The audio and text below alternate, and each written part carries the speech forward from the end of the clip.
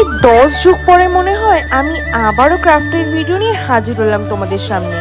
না, এটা actually ক্রাফটের video না বলে ওয়াল পেন্টিং বললে বেশি ভালো হবে। তো চলো বেশি কথা না বলে কাজটা শুরু করা যাক। তো hello friends and welcome back to my channel. আশা করছি তোমরা সবাই খুব ভালো আছো আর আমিও না খুবই ভালো আছি। আর কাজে বসলে তো আমার খিদে পেয়ে যাওয়াটা ম্যান্ডেটারি।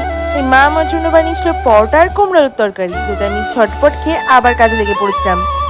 আবার কি ভাবছো তোমরা যে আমি দেওয়ালে সেলোটেপ কেন লাগাচ্ছি আর তার উপর থেকে রঙও কেন করছি? তাই তো, অ্যাকচুয়ালি এটা হলো ফাঁকিবাজদের কাজ। আর আমার মতন ফাঁকিবাজের মতন কাজ কে কে করে থাকো সেটা কিন্তু আমাকে কমেন্ট লিখে অবশ্যই জানিও। তো এবার সেলোটেপটা তুলে ফেললাম আমি।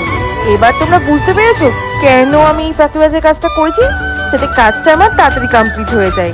এই কাজটা কিন্তু আমার করতে মাত্র একটা দিন টাইম লেগেছে। জানো তো আমি একটু আলসে আছি, একটা দিন টাইম লেগেছে। যদি একটু তাড়াতাড়ি কাজটা করতাম তাহলে তো ঘন্টা খানিকের মধ্যে কাজটা সেরে যেত, কারণ কাজটা বড় হলেও একটু সিম্পলই ছিল। আমি সেটা খুব ভালোভাবে জানি। তোমাদের আমার এই কাজটা কেমন লেগেছে সেটাও কিন্তু কমেন্টে অবশ্যই জানিও। আর আমার মতন এরকম কে কে আছে বলো তো, যারা নিজেদের ঘর বাড়ি দেওয়াল মেঝে সব জায়গাতে রং করতে পছন্দ করো? ফাঁকা জায়গা দেখলাম আর সেখানে এই রং তুলি নিয়ে বসে পড়ি আমি। আমার তো একদমই ফাঁকা জায়গা পছন্দ হয় না।